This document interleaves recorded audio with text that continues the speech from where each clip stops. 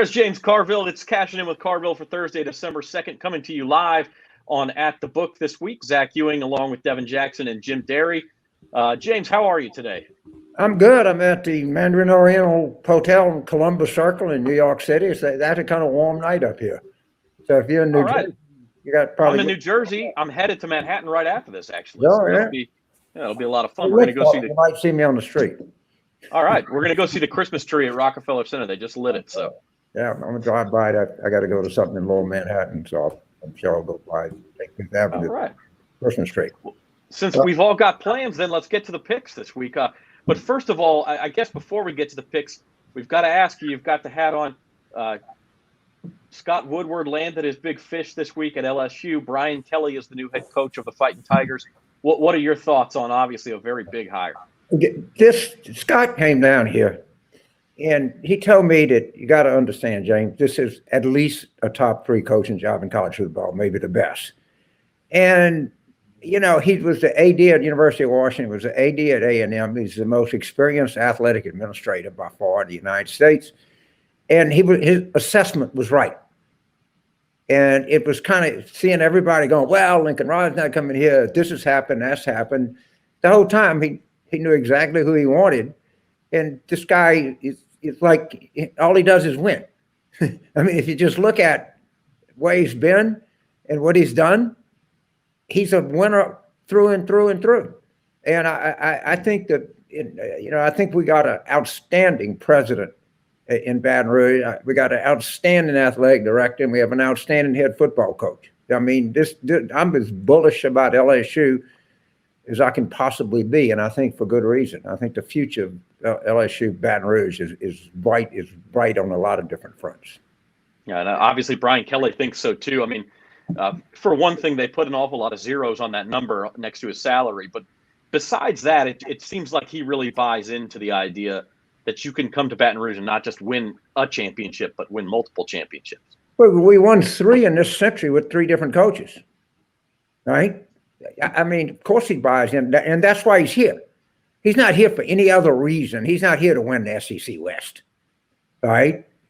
He was placed here to win championships, and I think there's a good chance he's going to do that. I know he if you look at his record, it's hard to imagine, a better resume that ever came to LSU or most anywhere else for that matter. In fact, Notre Dame still has a chance to get to the playoff this year if things go right on Saturday. Right. And I wish him well. But, man, it startled people to think, well, somebody's going to leave Notre Dame to come to LSU. Yeah, LSU's a much better job. And Scott figured that out ahead of everybody else. We have a syndrome in Louisiana that we just think we can't be that good. Yeah, we can. We were that good in 2019, and we can be that good again. It's totally realistic to wish for that. I'm getting pumped up. I'm not even an LSU fan. I'm getting pumped up listening. You should be pumped up, and this is a huge story. And across the board, you should be pumped up about football. The basketball team looking good this year. The baseball team is going to be gangbusters. This guy is the best college baseball coach in the country. Women's basketball is on fire. Gymnastics stays on fire. I mean, what's there not to like right now? Not much. No, that is true. And speaking of championships, let's get into our college football picks for the week. Okay. We'll start Saturday morning. Oklahoma State playing Baylor in the Big 12 championship. Still a chance for Oklahoma State to get in the playoff, maybe even an outside chance for Dave Aranda and the Bears to get into the playoff. Oklahoma State laying 5.5 here. Where do you come down on it? Oklahoma State. I think Oklahoma State is richly deserving. I mean, they had one loss to Iowa State, and they beat Baylor. They're going to be hard to keep out. I don't think you can take a 2-loss Alabama ahead of a 1-loss Oklahoma State. And it's a terrific defense Mike Gundy's got there, too. Yeah. Speaking of Alabama, James, the biggest game of the week, obviously, in Atlanta, the SEC Championship, the place LSU's trying to get back to. These two teams, we've been counting down to this all year long. Now it's here. Alabama's been struggling for a couple of weeks. They're getting 6.5 here. They haven't been underdogs since 2015. So what is your pick here? They're deserved underdog, and I like the favorite. All All right, we'll take your late points. We should have beat them in Tuscaloosa. All right, and I mean, I love LSU, and I love the effort we had against A&M. I mean, those kids played their hearts out, but we weren't a great team, and we frankly outplayed them. And Georgia is a great team. And now, look, there's nobody that thinks more of Nick Saban than I do.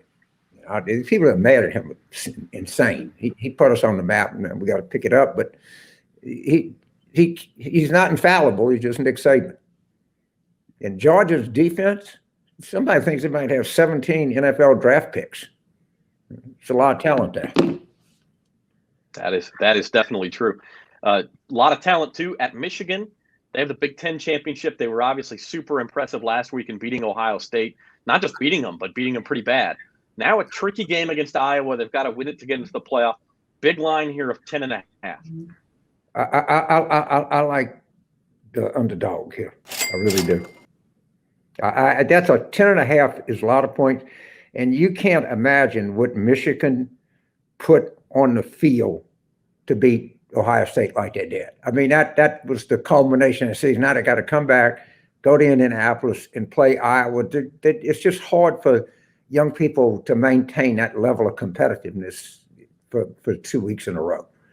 And Iowa's got good. That Kirk is one of the best coaches in college football, and they're not bad. And 10.5 points is a lot of points. It's a lot. Especially in what could be a low-scoring game. And then for a little local flavor, since LSU's season is over, we go to the Sun Belt final in Lafayette. The Ragin' Cajuns are actually 3-point underdogs against a team they beat earlier this year in Appalachian State. I like the Cajuns. I mean, first of all, they're well coached. Bill and Haffey is a hell of a coach, and I beat this team already. They got a lot on the line. Their coach is leaving, but that's not going to affect them. These kids got a lot to play for. I like that. I like their chances. I like that ball club. All right, let's move on to the NFL, and we'll start. No, you don't make picks on the Saints, but with the game tonight, what are your thoughts on Saints Cowboys? Pretty much a must-win for the Saints at this point. I thought we were going to win last week. Oh God, was I wrong? And it's just hard for me to see Sean Payton losing 5 games in a row, but. We're seeing stuff in NFL that we don't normally see. I don't have any prediction, but I'm going to tell you what, I'm going to watch a game. And I think we'll know pretty early who's coming out. And I mean, I think Taysom Hill's excited about playing, but we just hadn't been that good. We got to face up to it. Yeah, there is no doubt about that. The other NFL picks we have, Chargers at Bengals. The Bengals, a big victory against the Steelers last week. They're now 3-point favorites facing the LA Chargers at home. I hate picking against Joe Burrow. I hope he wins by 2. But we're taking the Chargers and the points. Yeah. All right. And then Sunday afternoon, 49ers against the Seahawks. Speaking of teams that are struggling, Seahawks struggling even with Russell Wilson back, especially on offense. Do you take the road favorite here, laying 3.5?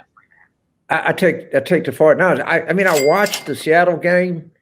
And something's wrong with Russell Wilson. I mean, this guy's one of the best quarterbacks in NFL over the last 6-7 years. And there's something that's just not right. I don't know if it's coaching issue or injury or something like that. But the Russell Wilson I saw playing is not the Russell Wilson I've seen play 20 other times in my life. There's something's going on in Seattle. I don't think it's good. Yeah, it certainly doesn't seem that way. And then really the game of the week in the NFL this week is Monday Night Football, the battle for the AFC East, the red-hot Patriots taking on the Bills, who we saw come to the Superdome and beat the Saints so badly last week. This line's edged down to 2.5. Bills minus 2.5. Where do you come down? I take the Bills. They can win that game by 3 easily. And they're at home. I don't know if there was a function of them being that good or us being that bad. Right now, I hope it's the former, not the latter. But we'll find out. It's a big game, and I mean, those people in Buffalo are going to be going absolutely nuts Monday night. That I can promise you. That is for sure. But James, for a little lanyap this week, since we have Jim and Devin with us, guys, you have anything to ask James while we're here? Well, I'll say this, James. You talk about Sean Payton not losing that much 5 in a row. He's never done it. He's never lost 5 games in a row. And I don't think this is the worst Saints team he's ever had. He's got a lot of issues, but I tell you, it's tough to pick against the Saints, even with all their issues tonight.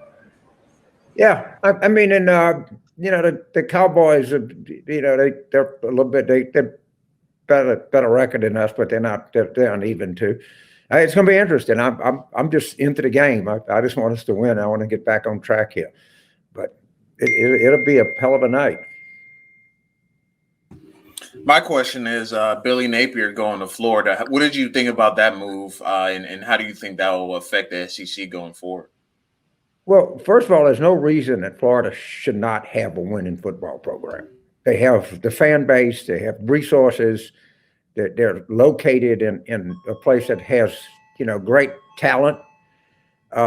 Obviously, Napier can coach, all right, but the view is at Louisiana Lafayette, he was able to evaluate talent. He never got 4-star athletes, but he knew who were the better of the 2-star athletes. And of course, at Florida, you can't win with 2- and 3-star athletes. You got to get 4 and 5s. And I don't think there's much doubt that he can coach him on the field. The open question is recruiting. Absolutely. Well, James, we appreciate your time as always. Enjoy Manhattan, and I'll wave if I see you rolling down Fifth Avenue. Good deal. All right.